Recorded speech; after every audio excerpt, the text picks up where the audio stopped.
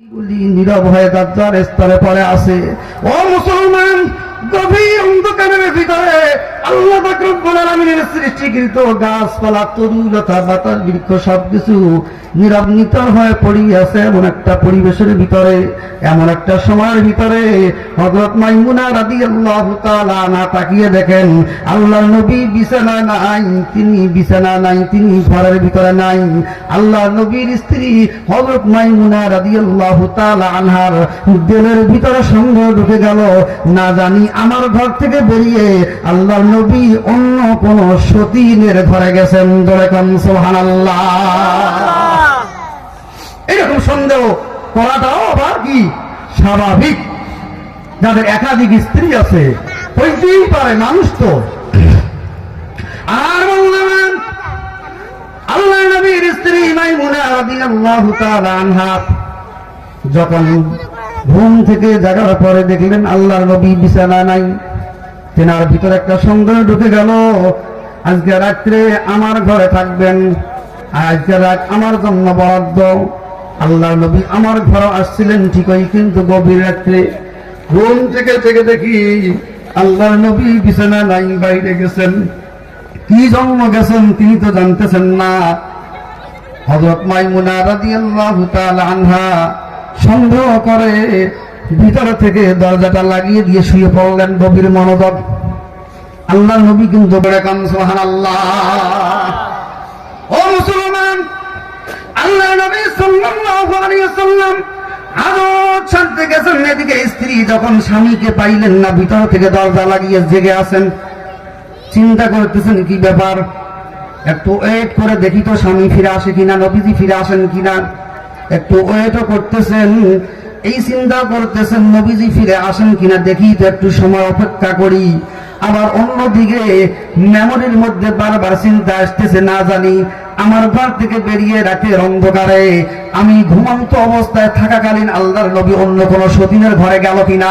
ও মুসলমান, এই চিন্তা করে মাইমুনা রাদিয়াল্লাহু তাআলা আনহা ভিতর থেকে দরজা লাগিয়ে দিয়ে আবার শুয়ে শুয়ে চিন্তা করতেছেন, রে মুসলমান, ওরে মুসলমান, এখানেও কিন্তু আপনার আমার জন্য একটা শিক্ষা, সেটা আসতেছে, গভীর মনোযোগ দিয়ে শুনতে থাকি। ওরে মুসলমান, এমন ভাবে অল্প কিছু সময় হযরত মাইমুনা রাদিয়াল্লাহু তাআলা আনহার যখন একটুখানি সময় অতিবাহিত হয়ে গেল, কিছুক্ষণের মধ্যেই আল্লাহর নবী সাল্লাল্লাহু আলাইহি ওয়াসাল্লাম প্রসাবের হাজত সেরে এসে দরজার মধ্যে লক করলেন যাতে দরজাটা ভিতর থেকে খুলে যায়। ও মুসলমান, আল্লাহর নবী বললেন, মাইমুনা তুমি দরজা কেন লাগিয়ে দিয়েছো, দরজা খোলো। আল্লাহর নবী মনে করছিলেন আমি বাইরে গেছি, এটা হয়তো ঘুম থেকে জাগার পরে দেখছে দরজা খোলা, নবীজি নাই, এটা আত্মরক্ষার জন্য, বিপদ থেকে বাঁচার জন্য হয়তো মাইমুনা ভিতর থেকে দরজা লাগিয়ে দিয়েছেন। এই চিন্তা করে আল্লাহর নবী হাজত সেরে আসার পরে মাইমুনাকে দরজায় নক করে মাইমুনাকে ডাক দিচ্ছেন, আলতো ভাবে খুব আদর করে ডাক দিচ্ছেন, মাইমুনা দরজা খোলো, আমি ফিরে এসেছি। ভিতর থেকে মাইমুনা রাদিয়াল্লাহু তাআলা কি উত্তর দিচ্ছেন, রে মুসলমান, ওরে মুসলমান,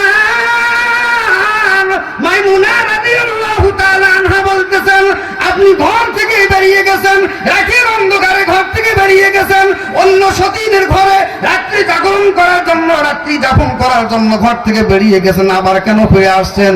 না না, আমি মাইমুনা কিন্তু আর দরজা খুলবো না, আমি মাইমুনা কিন্তু আর আপনার ঘরের ভিতরে ঢুকতে দেব না। আপনি রাতের অন্ধকারে গভীর রজনীতে আমাকে একা ফেলে ঘর থেকে বেরিয়ে গেছেন, আবার কেন ফিরে আসছেন? যান যান যান, আপনি যেই স্ত্রীর কাছে গিয়েছিলেন, যেই সতীনের কাছে গিয়েছিলেন, সেখানেই যান, আমি পশ্চিম কালেও দরজা কিছুতেই খুলবো না। জোরে কাম সুবহানাল্লাহ। তোমার ভয়ে থাকতো মানুষ ছিল বাহাদুরি, তোমার ভয়ে থাকতো মানুষ ছিল বাহাদুরি, ভাবনি হাওয়াজুরা তুমি যে রঙিন ঘুরি, সুতা টান দিলে নালি,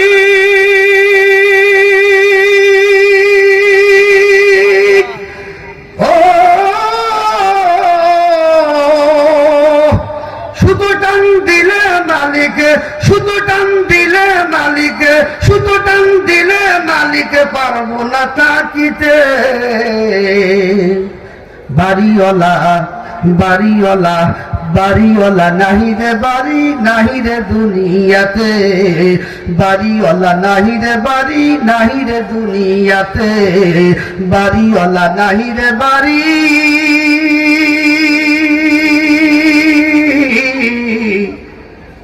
নাই রে দুনিয়াতে। ভাই নাই আওয়াজ ধরে কোন মারহাবা, ও মুসলমান ধরে কোন মারহাবা। আচ্ছা আপনারাই বলেন তো, স্বামী বাহিরে গেছে প্রস্রাব করার জন্য যাক, কিংবা পায়খানা করার জন্য যাক, কিংবা গার্লফ্রেন্ডের সঙ্গে কথা বলার জন্য যাক, আচ্ছা আমরা নিজেকে ওখানে দাঁড় করি, একটুখানি চিন্তা করি তো। আমি বাহিরে গেছি প্রস্রাব করার জন্য, আমি বাহিরে গেছি পায়খানা করার জন্য, আমি বাহিরে গেছি কোনো বন্ধুর সঙ্গে কথা বলার জন্য, মোবাইলে কথা বলার জন্য গেছি, গভীর রাত্রে বিছানায় কথা বললে স্ত্রীর ডিস্টার্ব হইতে পারে, স্ত্রীর ঘুমের বেগান করতে পারে, স্ত্রীর সমস্যা হইতে পারে। যেহেতু ঘুম থেকেই জাগলাম, কথা বলার জন্য বেরিয়ে গেলাম, সাথে প্রস্তাবটাও সেরে আসলাম। ও মুসলমান, যে কোনো কাজের জন্য যাই না কেন রে মুসলমান, বাইরের থেকে ফিরে আসার পরে বর্তমান প্রেক্ষাপটের মানুষদের নিজের কথাই চিন্তা করেন রে মুসলমান। আপনি আমি বাইরের থেকে যখন ভিতরে ঢুকবো, ঘরের ভিতরে ঢুকবো, স্ত্রী যদি ঘরের ভিতরে থেকে দরজা লাগিয়ে দি বলে এত গভীর রাত্রে কোথায় গিয়েছিলে, কোন সতীনের কাছে গিয়েছিলে, যাও যাও তার কাছে যাও, পরশিন কালেও তুমি সারা দরজার পাশে দাঁড়িয়ে থেকে লাভ নাই, যাও যাও, আমি কিন্তু দরজা খুলবো না। বরং তো এইভাবে বর্তমান প্রেক্ষাপটের কোন স্ত্রী যদি কোন স্বামীর সঙ্গে এইরকম আচরণ করে, খোদা না কাজটা কোনো ক্রমেই যদি দরজাটা খুলতে পারি, কিংবা শেষ পর্যায়ে স্ত্রী যদি দরজাটা খুলে দেয়, বরং তো পায়ের স্যান্ডেল আর আপনার আমার পায়ের স্যান্ডেল পায়ে থাকবে না, সঙ্গে সঙ্গে স্ত্রীর চাবার মধ্যে গিয়ে পড়বে। দৌড়ে কোন ঠিক না বে ঠিক? আমার বন্ধুগণ, আল্লাহ নবী সাল্লাল্লাহু আলাইহি ওয়াসাল্লামকে যখন মাইমুনা রাদিয়াল্লাহু তাআলা আনহা বলতেছেন গভীর রাত্রে আমার বিছানা ত্যাগ করে, আপনি কেন সতীনের ঘরে গিয়েছিলেন? ও মুসলমান, লম্বা করি না, সংক্ষেপে আগাই রে মানুষ। ও মুসলমান, মাইমুনা রাদিয়াল্লাহু তাআলা আনহা যখন বললেন আপনি সতীনের ঘরে গিয়েছিলেন, সেখানে আপনি যাপন করেন, আমার ঘরে আর আসা লাগবে না, আমার ঘরে আর থাকা লাগবে না, আমাকে আর সময় দেওয়া লাগবে না। ওরে মুসলমান, আল্লাহ নবী সাল্লাল্লাহু আলাইহি ওয়াসাল্লাম তিনি রাগ করলেন না, তিনি গুসা হলেন না, তিনি ধমক দিলেন না, তিনি গালি দিলেন না। বর্তমান প্রেক্ষাপটে আপনার আমার এই পরিস্থিতি হলে এমনও মানুষ আছে ব্রেক ছাড়া গাল দেয়। বোঝেন নাই? বোঝেন নাই? ব্রেক ছাড়া গাল, ব্রেক ছাড়া গাল বোঝেন নাই? মানে যেটা মুখেই খাওয়া যায় না, এমন দম্পতি আছে না নাই? অনেক স্ত্রীও স্বামীর গায়ে হাত তোলা আছে না নাই? আরে কথা কন না, আছে না নাই? অনেক স্ত্রীও স্বামীকে গায়ে দেয়, স্বামীর নাম ধরে ডাকে, স্বামীর গায়ে হাত তোলে। এরকম আদর্শবান স্ত্রী আছে না নাই? এটা আদর্শবান। হ্যাঁ, আমার বন্ধুগণ, খালি বয়ান শুনলে হবে না, প্রত্যেকটা কথাই পাইন, প্রত্যেকটা কথা থেকে বনি আদমের জন্ম শিক্ষা, নবীর উম্মতদের জন্ম শিক্ষা। রে মুসলমান, আপনার আমার স্ত্রী যদি এইরকম করতো, সাফার দাঁত থাকতো না। ধরে কোন ঠিক নেবে ঠিক? অনেক মেন্টাল, অনেক তাসিরা, অনেক আদা পাগলা, অনেক এইরকম পুরুষও আছে, সঙ্গে সঙ্গে বলেই দিত 1 2 3 বলে দিত। কথা কন না কে? 1 2 3 বোঝেন নাই? তাহলে বোঝেন না 1 2 3?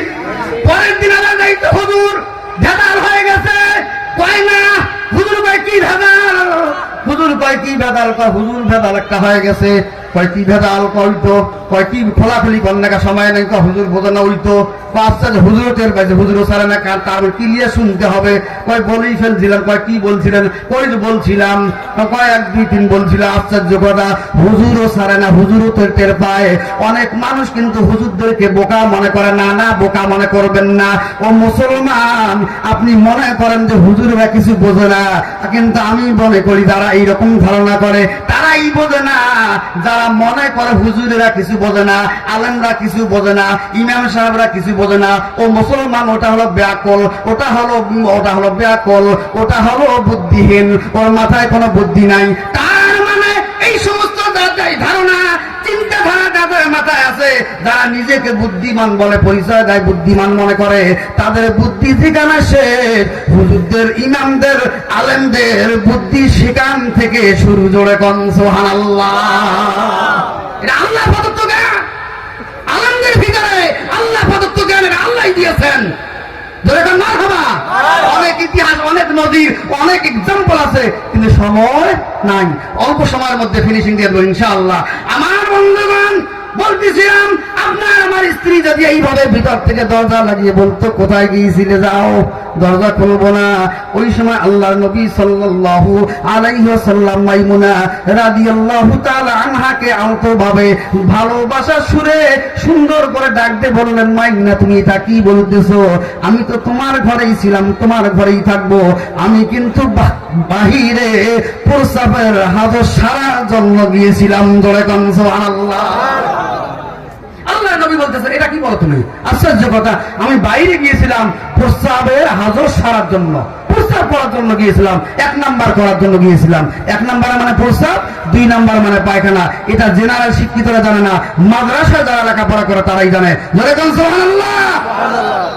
আমার বন্ধুগণ, এরপরেও মাইমুনা রাদিয়াল্লাহু তাআলা আনহা বিশ্বাস করতে চাচ্ছিলেন না মুসলমান। এখান থেকে এই যে নীলা খেলা, আল্লাহ যে খেলাগুলি খেলাইলেন, এটা কিন্তু এমনি খেলা নাই। লাস্টে ফিনিশিং হলো, ওখান থেকে বনি আদমকে শিক্ষা দিলেন যে এটাও নবীর আদর্শ, স্ত্রীদের সঙ্গে হাসি মুখে ব্যবহার করতে হবে। ধরে কোন সুবহানাল্লাহ। আল্লাহ নবী বললেন, মাইমুনা, না না, তুমি যেটা মনে করতেছো সেটা না।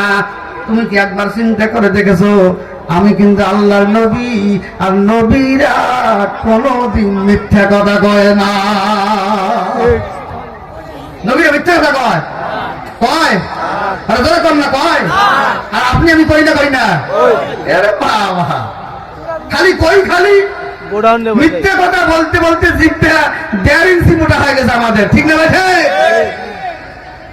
আর আমরা কোন ওই নবীর উম্মত, কিন্তু নামাজ না পড়লে কি হবে ইমান? হ্যাঁ, বল্টু, বল্টুরও তো দাম আছে। সাইকেলে বল্টু আছে না? না, হ্যাঁ বাবা, একটা বল্টু হয়েছে, পান হাওয়া দেয় যে, এটা না থাকলে কিন্তু 5 টাকা দাম, না থাকলে সাইকেল কি অসল। বল্টুরও দাম আছে। বল, নামাজ না পড়লে বল ইমান ঠিক আছে। অনেক গ্রুপ আছে হাঁটি হাঁটি নামাজ আছে না? নাই। এ বাবা, কত কোয়ালিটি। খালি মরিদা আকাশমণি বাটাম ফেরেশতা নিয়ে দাঁড়িয়ে আছে, খালি যাবি আর সাইজ করবে। ধরে গান ঠিক না বেঠে? আল্লাহ নবী বললেন, মাইমুনা, আমি কিন্তু আল্লাহ পাক রব্বুল আলামিনের নবী। আল্লাহর নবী খালি না, আল্লাহর দোস্ত, আল্লাহর বন্ধু। কোন নবীর নাম কোরআনের ভিতরে আল্লাহর নামের সঙ্গে নাই। আমার নাম কিন্তু আল্লাহর কোরআনের ভিতরে আল্লাহর নামের সঙ্গে আল্লাহ লাগিয়ে দিয়েছেন। ধরে কোন সুবহানাল্লাহ। মুহাম্মাদুর রাসূলুল্লাহ।